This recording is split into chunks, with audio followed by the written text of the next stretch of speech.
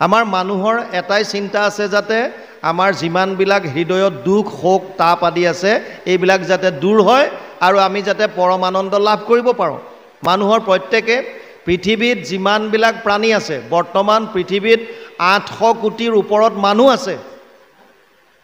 Interesting কথা হৈছে কাৰো লগত কাৰো মিল নাই, ইটোৰ লগত সিটোৰ মিল নাই কাৰণে আমি ইজনে সিজনক দেখি এজন অমুক এজন তমুক চিনিব পাৰোঁ। এখন ডাঙৰ পথাৰত যদি 1000টা গৰু পোৱালি ৰাখি তাত যদি এজনী গাই গৰু এৰি দিয়া হয়, বেলেগবিলাক পোৱালিয়ে গাখীৰ খাবলৈ আহিলে লঠিয়াই দিব, নিজৰ পোৱালিটো আহিলে গা চেলেকি থাকিব। কিয়? চিনি পায়। কাৰণ 1000টা পোৱালিৰ মাজতো নিজৰ পোৱালিটোক চিনি পাব পাৰে, ইটোৰ লগত সিটোৰ মিল নাই। এজোপা গছত যদি 1000টা ফল আছে, এই ফলবিলাক যদি পাৰে আৰু যদি আপোনালোকে তাক পুংখানুপুংখভাৱে চায় তেতিয়াহ'লে দেখা পাব তাতো এটাৰ লগত ইটোৰ মিল নাই, অলপ হ'লেও ডিফাৰেঞ্চ আছে। আৰু ইয়াতকৈও আশ্চৰ্যকৰ বিষয়, আমাৰ যিটো ফিংগাৰ প্ৰিণ্টছ বুলি কয়, আমি জেনেৰেলি বুঢ়া আঙুলিৰ ছাপ লগাওঁ, RTI আৰু LTI, পুৰুষসকলে বাওঁ হাতে দিয়ে আৰু আইসকলে সোঁ হাতে। এইটো যে ৰাইট থাম্ব ইম্প্ৰেশ্যন বা লেফ্ট থাম্ব ইম্প্ৰেশ্যন যিটো আছে, এই জেগাকণতো যিকেইডাল ৰেখা আছে ইয়াৰ ছাপটো এজনৰ লগত এজনৰ মিল নাই। অৰ্থাৎ চাৰিওফালে বৈষম্যতাৰে ভৰা এইখন সংসাৰ, চাৰিওফালে বৈষম্যতাৰে ভৰা সংসাৰখনতো এটা বস্তুৰ কিন্তু মিল আছে, সেইটো হৈছে আমাক সকলোকে আনন্দ লাগে। আমি কোনেও দুখ কষ্ট নিবিচাৰোঁ, চবেই সুখত থাকিব বিচাৰোঁ, শান্তিত থাকিব বিচাৰোঁ, আনন্দত থাকিব বিচাৰোঁ। কেতিয়াবা ভাবি চাইছেনে যে এইটো কিয় হয়? কিহৰ কাৰণে? অকল যে মানুহে বিচাৰে তেনেকুৱা নহয়, প্ৰত্যেকটোৱে আনন্দ বিচাৰি আছে, প্ৰত্যেক জীৱই আনন্দ বিচাৰি আছে। একেবাৰে নিজ কিবা এটা পোক পতংগ পৰুৱা যি কষ্ট পাই আছে তাকো আপুনি মাৰিবলৈ ধৰিলে সিও ফুৰুংকৈ উৰা মাৰিব, তাৰ নিজৰ শৰীৰটো সিও ভাল পায়, ই সেইটো শৰীৰৰ মাজেৰে আনন্দ বিচাৰি আছে। আমি আমাৰ এইটো শৰীৰৰ দ্বাৰা আনন্দ বিচাৰি আছোঁ। প্ৰত্যেকে নিজৰ নিজৰ শৰীৰটোৰ দ্বাৰা আনন্দ পাবলৈ বিচাৰি আছে। কিয় বিচাৰোঁ আনন্দ? কাৰণ জীৱবিলাক পৰম আনন্দৰ অংশ, প্ৰত্যেকে নিজৰ মূললৈ যাব বিচাৰে। ইয়াত যেনেকৈ এতিয়া বৰষুণ পৰি আছে, এই বৰষুণৰ পানী নদী নলা নৰ্দমা হৈ এপাকত গৈ সাগৰত পৰিবলৈ যাব, কাৰণ পানীবিলাকৰ মূল গন্তব্য স্থান হৈছে সাগৰ। ঠিক তেনেকৈ বন্তি গছি ইয়াত জ্বলি আছে, ইয়াৰ শিখাডাল আকাশৰ ফালে যাব বিচাৰে, সূৰ্যৰ ওচৰলৈ যাব বিচাৰে। তেনেকৈ আমিবিলাকো জীৱয়ে পৰম আনন্দৰ ওচৰলৈ যাব বিচাৰে, কাৰণ জীৱবিলাক হৈছে ভগৱানৰ অংশ। মামে বংশ জীৱলোকে জীৱভূত সনাতন, 15 অধ্যায় 7 নম্বৰ শ্লোক গীতা। অৰ্জুনক কৈছে, হে অৰ্জুন, এই যিমান জীৱ আছে চব মোৰ অংশ। ভগৱান কোন? ভগৱান হৈছে আনন্দ স্বৰূপ। তৈত্তৰীয় উপনিষদত কৈছে ৰসু বৈশহ, সেইজন আনন্দ স্বৰূপ। উদ্যোগত কৈছে কৃষি ভূবাচক শব্দ ন নিবৃত্তিবাচক দ্বয়োৰেকাত পৰম ব্ৰহ্ম কৃষ্ণ ইতি অভিধীয়তে। আমাৰ ইয়াৰ অনুবাদ কৰিছে মহাপুৰুষ মাধৱদেৱে ঘোষাত। কৃষ হেন শব্দইটো পৃথিৱী বাচক ভৈলা ন আনন্দত প্ৰৱৰ্তয়, দুইৰো এক পদ মিলি পৰম ব্ৰহ্ম ৰূপ কৃষ্ণ, নাম আনন্দক মাত্ৰ কয়। কৃষ্ণ মানে আনন্দ। অৰ্থাৎ আমি সকলো যিহেতুকে সেই পৰম আনন্দৰ অংশ, গতিকে আনন্দৰ ওচৰলৈ যাব বিচাৰোঁ। কিন্তু সমস্যা আহিছে তাতে, আনন্দটো পাম ক'ত? 3টা মূল তত্ত্ব, ভগৱান, মায়া, জীৱ। আমি অলপ আগত কৈছোঁ আমি হ'লোঁ জীৱ, আমাৰ বাহিৰে 2টাই তত্ত্ব আছে, ভগৱান আৰু মায়া। আনন্দটো ক'ত আছে এতিয়া? মায়া কোনবিলাক? চতুশ্লোকী ভাগৱতত 2য় স্কন্ধত ভগৱান নাৰায়ণে ব্ৰহ্মাক মায়াৰ বিষয়ে কৈছে। ঋতেৰ্থে যৎ প্ৰতীয়ত না প্ৰতীয়ত চাত্মানি তদ বিদ্যাত আত্মনো মায়া যথা ভাসো যথা তম। 2:9-34, 2য় স্কন্ধ 9ম অধ্যায় 34 নম্বৰ শ্লোক ভাগৱত। তাত কৈছে, আৰু ইয়াৰ অনুবাদ কৰিছে গুৰুজনাই 2য় স্কন্ধ ভাগৱতত। মায়া মানে কি? অবস্তুক দেখাৱই বস্তুক আৱৰি, এহিকে মোহৰ মায়া জানা নিষ্ট কৰি। নাথাকিতো যেন দেখি চন্দ্ৰমা দুটয়, নথকাকেও যেনেকৈ চন্দ্ৰমা দুটা দেখে। কেনেকৈ? ফৰকাল ৰাতি চন্দ্ৰমা যেতিয়া ওলায়, জোন থাকে, তলত যদি পুখুৰী এটা থাকে, পানী নিৰ্মল হৈ থাকে, আপোনালোকে তাৰ প্ৰতিবিম্বটো দেখিব, তাৰ ৰশ্মি এনেকুৱাকৈ ওলাব, আপোনালোকৰ এনেকুৱা লাগিব যে চন্দ্ৰটো যেন তাৰ পৰাহে ওলাইছে। নাথাকিতো দুটা থকাৰ নিচিনা লাগে। আৰু থাকিতো ৰাহুক যেন কেহু নেদেখয়। আছে আছে চবেই শুনি আছোঁ ৰাহু, কিন্তু দেখা নাপাওঁ। সেইমতে মায়া আঁৰ কৰি ঈশ্বৰক আশাৰ বিষয় সদায় দেখায় জীৱক। মায়াৰ কামেই হৈছে এইটো, ঈশ্বৰৰ ওচৰত এখন আৱৰণ পেলাই দিয়া। আমি আগতে কথা পাতিছিলোঁ, আপোনাৰ ইয়াত যদি বগা ফুল এপাহ থৈ দিওঁ আৰু যদি মই ৰঙা চশমা এযোৰ পিন্ধোঁ, তেতিয়াহ'লে ফুলপাহ ৰঙা দেখিম। যদি মই ক'লা চশমা পিন্ধোঁ, ক'লা দেখিম, নীলা পিন্ধিলে নীলা দেখিম, হালধীয়া পিন্ধিলে মোৰ চশমাযোৰ যিটো ৰঙৰ হ'ব, মই ফুলপাহ সেইটো দেখিম। কিন্তু আচলতে ফুলপাহ বগা। আমি আৱৰণ যেনেকৈ আছে, এই আৱৰণটোৰ কাৰণে সত্য বস্তুটো দেখা নাপাওঁ আৰু অবস্তুকে বস্তু কৰি আমাক দেখুৱাই আছে। যেনেকৈ ৰছীডালত আমাৰ সাপৰ যেনেকুৱাকৈ আমি ভাবি লওঁ। হঠাৎ ৰছী এডাল দেখিলে ৰাতি আপুনি সাপ বুলি ভাবিব পাৰে। মায়া দূৰলৈ চাই দিলে বালিত তাত হ্ৰদ থকাৰ নিচিনা লাগে, পানী থকাৰ নিচিনা লাগে, মৃগতৃষ্ণা বুলি যাক কয়। এতিয়াও ইয়াতো আপোনালোকে পকী ৰাস্তাত আলকতৰা অলপ বেছিকৈ দিয়া থাকিলে, তাতো কেতিয়াবা খুব সূৰ্যৰ ৰশ্মি যেতিয়া পৰিব কাৰাকে, আপোনালোকে তেনেকুৱা এটা দেখা পাব, মৃগতৃষ্ণা। মানে নথকাকৈও যিটো থকাৰ আভাস আমাক দিয়ে, সেইটো হৈছে মায়া। গতিকে মায়াত যদি আপোনালোকে সুখ বিচাৰিছে, মায়া কোনবিলাক? এই তৃণৰ পৰা বুলি, এটা কীট পতংগৰ পৰা বুলি ব্ৰহ্মালোক পৰ্যন্ত যিমান আছে, দেৱ দেৱতা স্বৰ্গ ইত্যাদি কৰি যত যিমান, চব মায়া। গতিকে যদি আমি তাত আনন্দ বিচাৰি আছোঁ, ধন টকা পইচা ঘৰ দুৱাৰ, তেতিয়াহ'লে কেতিয়াও সেই আনন্দটো পাব নোৱাৰোঁ। আপুনি ডাক্তৰৰ তাত গৈছে, ডাক্তৰে আপোনাৰ শৰীৰ চেকআপ কৰি পেলাই অসুখটো যেতিয়া ডায়েগন'জ কৰিলে যে আপোনাৰ এইটো বেমাৰ হৈছে, তাৰপিছত মেডিচিন দিব। আপুনি মেডিচিনখিনি আনিবলৈ যাব ক'লে? আপুনি না হোটেলত গৈ মেডিচিন বিচাৰিব, না কাপোৰৰ দোকানত বিচাৰিব, না ক'ৰবাত বিচাৰিব। যদি মেডিচিন কিনিব বিচাৰিছে, ডাইৰেক্ট ফাৰ্মাচীত যাব লাগিব। ঠিক তেনেকৈ যিটো বস্তু য'ত উপলব্ধ তালৈ যদি নাযাওঁ, তেতিয়াহ'লে সেইটো আপুনি যিমান কোটি জনম বিচাৰি থাকিলেও নাপায়। এই সত্যটোৱে ভাগৱতে বাৰে বাৰে কৈছে। যদি আনন্দ লাগে, তেতিয়াহ'লে আনন্দৰ ওচৰত যাব লাগিব। আনন্দ মানে কৃষ্ণ, কৃষ্ণ মানে আনন্দ। যেতিয়ালৈকে কৃষ্ণৰ কাষ নাচাপিম, তেতিয়ালৈকে আমি আনন্দ পাব নোৱাৰোঁ। সেইকাৰণে ইয়াত কৈছে এতিয়া, সেই আনন্দ পাবৰ কাৰণে ভকতজনৰ অনুগ্ৰহৰ কাৰণে কৰিলা অনেক লীলা প্ৰভু নাৰায়ণে। ভকতক অনুগ্ৰহ কৰিবৰ কাৰণে, কৃপা কৰিবৰ কাৰণেহে তেওঁ বিভিন্ন লীলা কৰিছে। মই অলপ আগত কৈছিলোঁ, কাৰণ নহ'লে তেওঁৰ এটা গুণ হৈছে সত্য সংকল্প, যিটো সংকল্প কৰা মাত্ৰকে তেওঁ যিকোনো কাম কৰিব পাৰে। তেনে এজন প্ৰভু ভগৱন্তই কোনোবা এজনক বধ কৰিবলৈ, কিবা এটা কৰিবলৈ, লীলা কৰিবলগীয়া কোনো কথাই নাই। যিজনে মথুৰাবাসীক একেকোবে উঠাই লৈ গৈ দ্বাৰকাত স্থাপন কৰিব পাৰে, তেওঁৰ ইমান শক্তি, যোন যেনেকৈ আছে তেনেকেই লৈ গৈ তালৈ লৈ গ'ল। ব্ৰহ্মাই যেতিয়া গৰু চুৰ কৰি লৈ গৈছিল, বৎস যেতিয়া চুৰ কৰি মায়া কৰি লৈ গৈছিল, তেতিয়া তেওঁ নিজেই অজস্ৰ বৎস আৰু বৎস পালকৰ ৰূপ ধৰি আছিল এবছৰ কাল। যিজনে এনেকুৱা কৃপা কৰিব পাৰে, সেইজনে কংসক বধ কৰিবলৈ, শিশুপালক বধ কৰিবলৈ কৃষ্ণ অৱতাৰ হৈ অহাৰ প্ৰয়োজন নাই।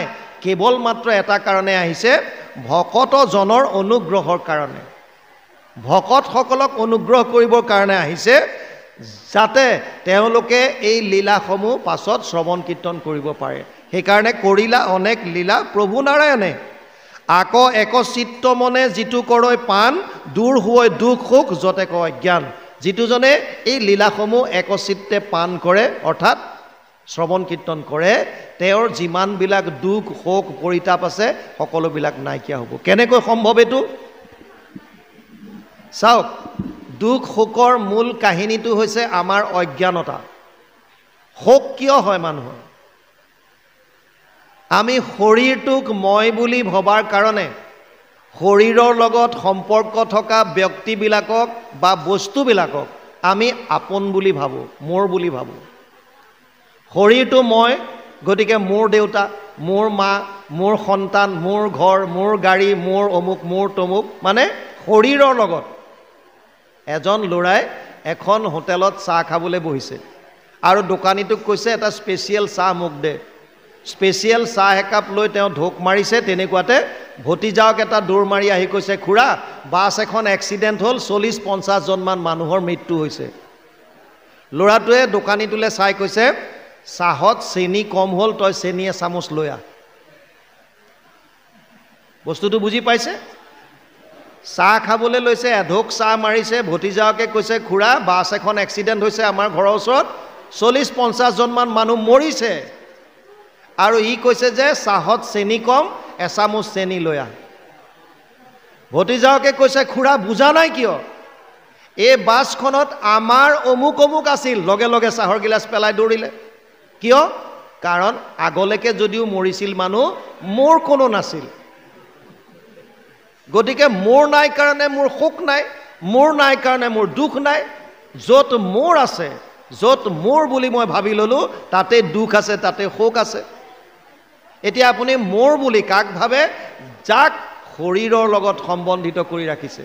শৰীৰটোক মই বুলি ভাবিলোঁ, গতিকে শৰীৰৰ লগত সম্বন্ধিত বস্তু বা ব্যক্তিক মোৰ বুলি ভাবিলোঁ। ধৃতৰাষ্ট্ৰৰ যিটো কাৰণে গোটেই বংশই শেষ কৰিবলগীয়া হ'ল এই মোহত। যদি এই সত্যটো আমি উপলব্ধি কৰিব পাৰোঁ যে মই আচলতে শৰীৰ নহয়, মই আত্মা, তেতিয়াহ'লে আপোনাৰ চবৰ প্ৰতি দৃষ্টিকোণ একেই হ'ব। প্ৰত্যেক জীৱৰ প্ৰতি আমাৰ মনোভাৱ সলনি হৈ যাব। যেনেকৈ আমাৰ অংগ প্ৰত্যংগবিলাক প্ৰত্যেককে আমি নিজৰ বুলি, প্ৰতিটো অংগকে আমি নিজৰ বুলি ভাবোঁ। কোনো ইয়াত আপোন নাই, কোনো পৰ নাই। আপুনি কেতিয়াবা দাঁত কামোৰ খালে, তেজ ওলাই গ'ল, জিভা কাটি দিলে, কিন্তু আপোনালোকে নিশ্চয় ঘোচা মাৰি দাঁতকেইটা ভাঙি নেপেলায়। কিয় নেপেলায়? কাৰণ জানে যে মোৰেই দাঁত, মোৰেই জিভা, মোৰেই দাঁত, মোৰেই জিভা, অকস্মাত লাগিল। এই ভাৱটো কিন্তু আমি বাহিৰলৈ নিব নোৱাৰোঁ।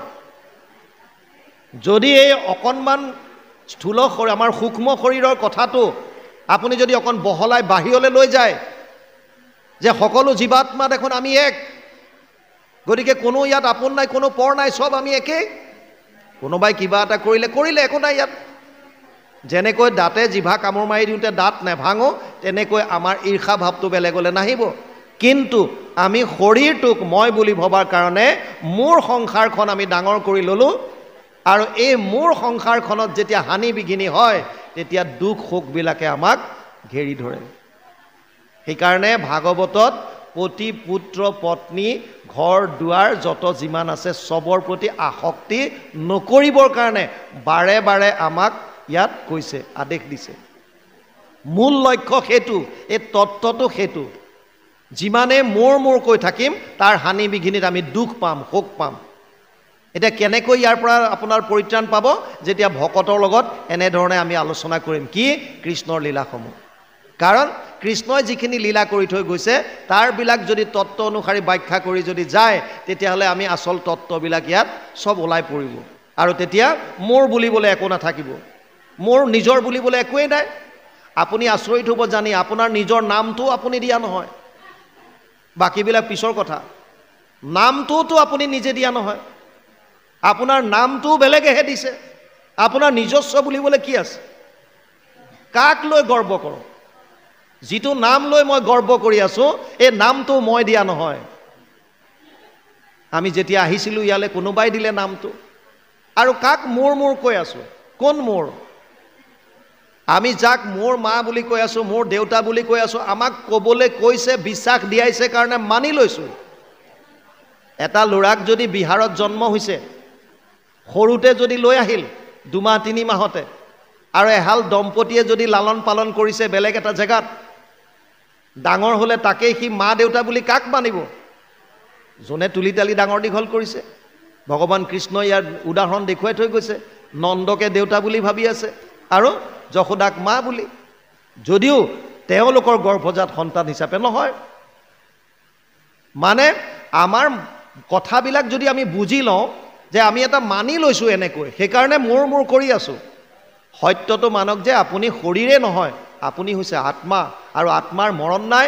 আত্মা এইটো জনম বাদ দিয়ক, সনাতন বাৰে বাৰে কিমান বাৰ আহি আছে তাৰ ঠিক নাই। সেইকাৰণে ইয়াত কৈছে এই তত্ত্ববিলাকৰ কাৰণে বিভিন্ন সময়ত বিভিন্ন লীলা কৰিছে, যাতে ভকতসকলে শ্ৰৱণ কীৰ্তন কৰিব পাৰে, আৰু কৰিলে লাহে লাহে তেওঁলোকৰ মনৰ দুখ শোক যত যিমানবিলাক অজ্ঞানতা আছে এইবিলাক নাশ হ'ব।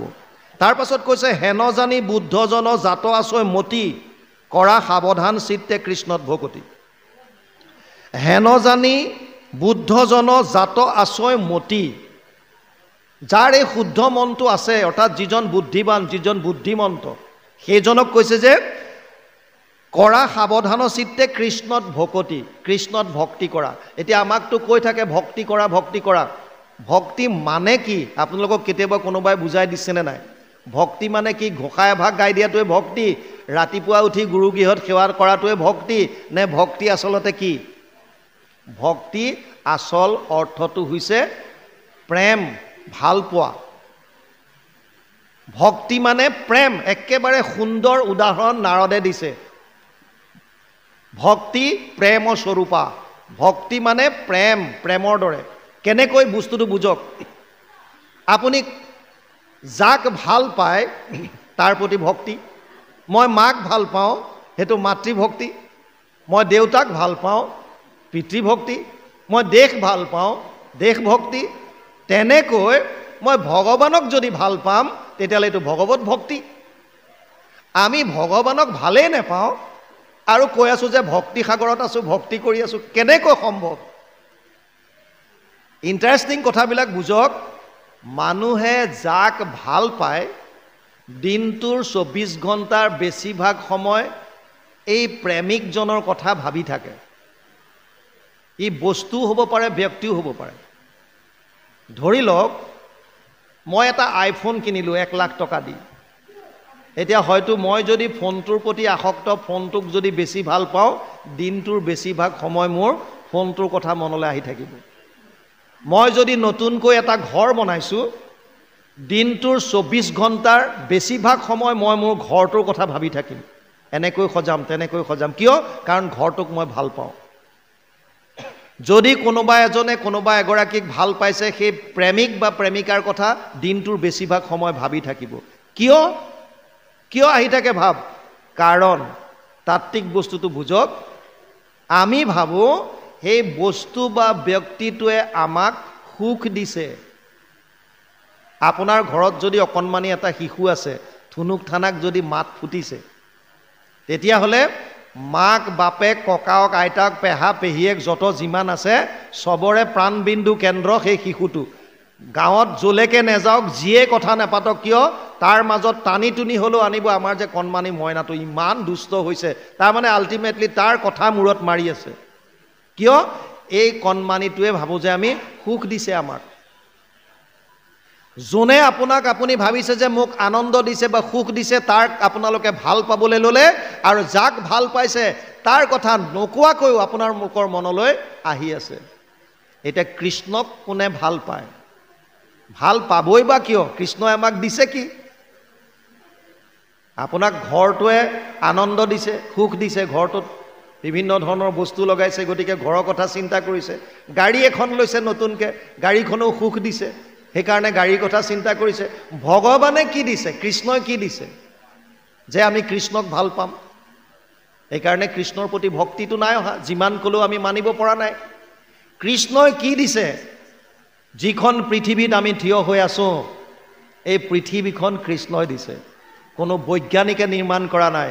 পঞ্চভূতৰ প্ৰথম কৃতি, য'ত আমি অগ্নি প্ৰজ্বলিত কৰি অন্ন ৰন্ধন কৰিছোঁ, সেই অগ্নি ভগৱান কৃষ্ণই দিছে। যি বায়ু আমি সেৱন কৰিছোঁ, যিজন মানুহক ICUত ৰাখিছে, ভেণ্টিলেটৰত ৰাখিছে, অকণমান সময়ৰ কাৰণে আঁতৰ কৰাই চাওক কেনেকুৱা ধপধপনি ল'ব। অকণমান সময়ৰ কাৰণে নাক মুখ বন্ধ কৰাই চাওক কেনেকুৱা ধপধপনি ল'ব। কিন্তু আমি কৃতজ্ঞতা স্বীকাৰ নকৰোঁ। সেই বায়ুকে সেৱন কৰি আছোঁ, সেইজন ভগৱানে দিয়া পৃথিৱীত থিয় হৈ আছোঁ, তেওঁ দিয়া পানী গ্ৰহণ কৰিছোঁ, পিয়াহত আতুৰ হৈ আমি সেই পানী খাইছোঁ, আৰু এই আকাশৰ তলত থিয় হৈ আছোঁ। এই পঞ্চভূত কোনো বৈজ্ঞানিকৰ সৃষ্টি নহয়, এয়া ভগৱান কৃষ্ণৰ সৃষ্টি। তথাপিও সেইজন ঈশ্বৰৰ প্ৰতি যিজনৰ কৃপা অবিহনে আমাৰ অস্তিত্ব নাই, এক মুহূৰ্ত আমি জীয়াই থাকিব নোৱাৰোঁ, সেইজন ঈশ্বৰৰ প্ৰতি আমি কৃতজ্ঞ নহয় আৰু তেওঁক আমি ভাল পাবলৈ শিকা নাই। গোপীসকলে শাস্ত্ৰ নাজানে। গুৰুজনাই কৈছে, নালাগে ভক্তিত দেৱ দ্বিজ ঋষি হৈবে, নালাগে সমৃদ্ধ শাস্ত্ৰ বিস্তৰ জানিবে। নজনাকৈও আপুনি যদি ভাল পাবলৈ শিকে কৃষ্ণক, গোপীসকলে ভাল পাইছিল, কৃষ্ণক ভাল পায়, নেদেখিলে থাকিব নোৱাৰে, বিভিন্ন অজুহাত লৈ পেলাই যশোদাৰ ওচৰলৈ যায়। কিয়? যাতে কৃষ্ণক এবাৰ দেখা পাব পাৰে। ইয়াতকৈও ওপৰত গৈ এবাৰ এজনী যমুনাৰ পাৰত এগৰাকী গোপিনীয়ে ধ্যানমগ্ন হৈ আছে। নাৰদ আহি গ'ল, দেৱৰ্ষি নাৰদ। আৰে গোপী, যাৰ ঘৰে ঘৰে কৃষ্ণ কোটি কোটি ব্ৰহ্মাণ্ডৰ নায়ক ঘূৰি আছে সেইজন, আৰু সেই কৃষ্ণক গোপীয়ে ঘৰতে পোৱাৰ পাছত এওঁ আকৌ কোনজন দেৱতাক আৰাধনা কৰিবলৈ আহিল? দেৱৰ্ষি নাৰদৰ মনত জিজ্ঞাসুৰ ভাৱ। তেওঁ আহি গ'ল, আহি ক'লে, নাৰায়ণ নাৰায়ণ, হে দেৱী, কাৰ আৰাধনা কৰিছা? আৰে তোমালোকৰ ঘৰে ঘৰে ভগৱান কৃষ্ণ ঘূৰি ফুৰে আৰু তুমি আকৌ কোনজন দেৱতাক চিন্তা কৰি আছা? গোপীগৰাকীয়ে কৈছে যে মোক এই ধূৰ্তটোৰ নাম নুশুনাবি। ধূৰ্তটো মানে কৃষ্ণৰ কথা কৈছে। তুমি মোক বাকী চবৰ কথা কোৱা, এই ধূৰ্তটোৰ কথা মোক নকবা। বোলে মানে মই ধ্যানত বহিছোঁ কাৰোবাক পাবৰ কাৰণে নহয়, কৃষ্ণক হৃদয়ৰ পৰা আঁতৰ কৰাবৰ কাৰণে। গোপীগৰাকীয়ে কৈছে, মই কাৰোবাক হৃদয়ত আনিবৰ কাৰণে ধ্যানত বহা নাই, মই বহিছোঁ যে মোৰ হৃদয়ৰ পৰা যাতে মই কৃষ্ণক আঁতৰাব পাৰোঁ। মানে প্ৰতিটো মুহূৰ্তত মোৰ হৃদয়ত কৃষ্ণময় হৈ আছে, যাৰ কাৰণে মোৰ সংসাৰত কষ্ট হৈ গৈছে। ৰাতিপুৱা যেতিয়া গাখীৰ খীৰাওঁ, কৃষ্ণই আহি মুখখন মেলি কয় যে, হে দেৱী, মই বৰ পিয়াহত আঁতুৰ হৈ আহিছোঁ, মোক অলপ গাখীৰ দিয়া। মই তাৰ ডাইৰেক্ট মুখত গাখীৰ দি থাকোঁ। আৰু শাহুমা আহি পেলাই কয় যে, এই মৰতি কৰিছ কি, তই চব গাখীৰ মাটিত পেলালি? বোলে ক'ত মাটিত পেলাইছোঁ, মইতো কৃষ্ণৰ মুখত দিছোঁ আৰু চাওঁ যে কৃষ্ণ নাই। মই ইফালে গাখীৰ জুহালত বহাই থওঁ, ই আহি মোৰ কোলাত উঠে, ইটো সিটো ধেমেলীয়া কথা কয়। শাহুমা আহি পেলাই কয় যে গাখীৰ বহাই থৈছ, চব উতলি পৰিল। বোলে এই কৃষ্ণ বুলি চাওঁ, কৃষ্ণ নাই। তাৰমানে ই মোক থকা খোৱা সম্পূৰ্ণৰূপে শেষ কৰি দিছে। চাৰিওফালে কৃষ্ণময়, যত দেখা যত শুনা ভূত ভৱিষ্যত, স্থাৱৰ জংগময়িটো সমস্তে জগত, কৃষ্ণ ব্যতিৰেকে একো বস্তু নাহি জানা, সমস্ত জগত কৃষ্ণ হেন মনে মানা। এই মনে মানি ল'লে গোপীয়ে, চব কৃষ্ণময়, আৰু সেই কৃষ্ণক ভাল পাবলৈ শিকিলে। এক মুহূৰ্ত কৃষ্ণক নেদেখিলে থাকিব নোৱাৰে, অহৰহ কৃষ্ণক লাগে। আৰু তেনেকেই তেওঁলোকে সপ্ৰেম ভকতি লাভ কৰি গুচি গ'ল। গতিকে আপুনি ভাল পাব লাগিব কৃষ্ণক। ভাল কেতিয়া পাব?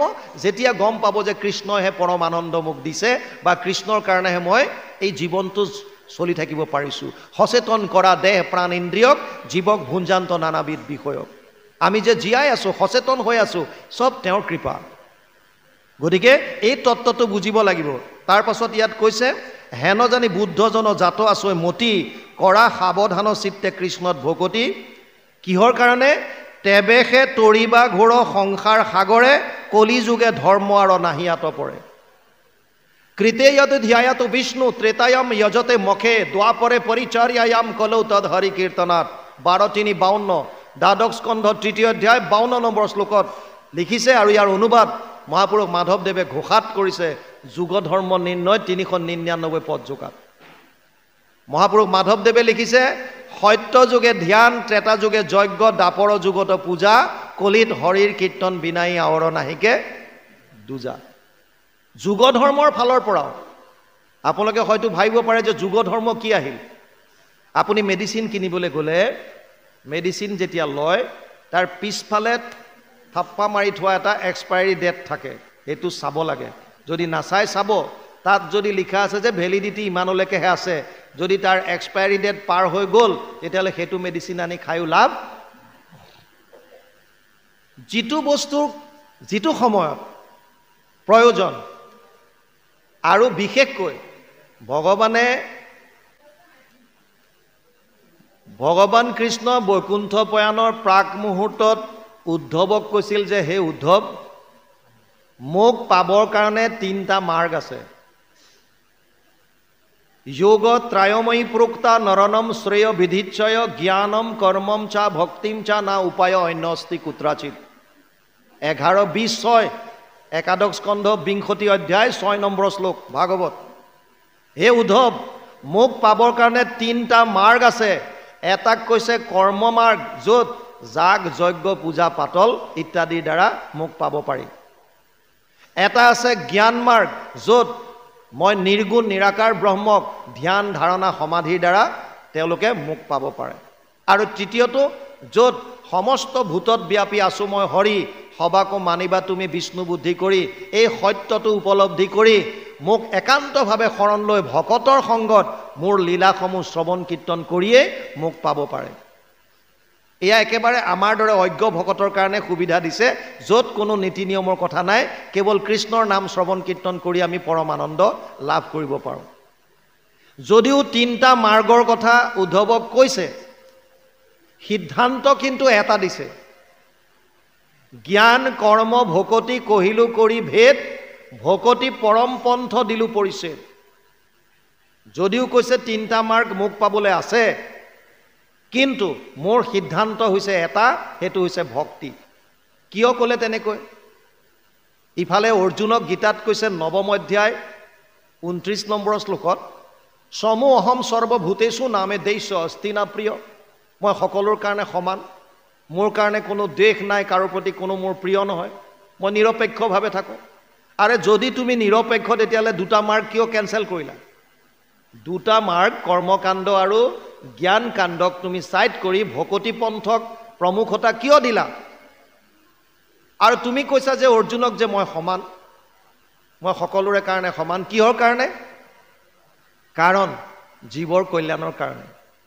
বাকী 2টা মাৰ্গত অকণমান কষ্ট আছে, যিটো গুৰুজনাই ইয়াত কৈ গ'ল যে কলিত কেৱল হৰিনামতে সকলো যে ৰ'ল বুলি ক'লে মূল বস্তুটো বুজি লওক। কৰ্মকাণ্ড নাই বুলি কোনেও ক'ব নোৱাৰে, কৰ্মকাণ্ড আছে, কাৰণ ভাগৱতে কৈছে 11:20 একাদশ স্কন্ধ 20 অধ্যায় 6 নম্বৰ শ্লোকত 3টা মাৰ্গৰ কথা কৈ গৈছে। কিন্তু কিহৰ কাৰণে ভক্তি মাৰ্গক শ্ৰেষ্ঠ কৰি বাকী 2টাৰ কথা কোৱা নাই, সেই তত্ত্বটো বুজক।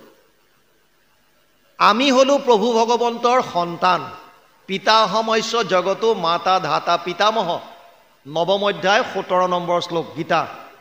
অৰ্জুনক কৈছে, হে অৰ্জুন, মই সকলোৰে পিতা, ময়ে মাতা, ময়ে পিতামহ। বেদ্যম পবিত্ৰ ওংকাৰ ঋগ সাম যজুৰে বচ। ময়ে বেদৰ পবিত্ৰ ওংকাৰ, ময়ে বেদ। সেইজন ঈশ্বৰ যিজন আমাৰ পিতাস্বৰূপ, আমি তেওঁৰ সন্তান। কোনো মাক বাপেকে নিজৰ সন্তানৰ বেয়াটো কেতিয়াও ভাবিব নোৱাৰে। সন্তান যিমানেই বেয়া নহওক কিয়, কোনো সন্তানৰ বেয়া হোৱাটো কোনো মাক বাপেকে কেতিয়াও নিবিচাৰে।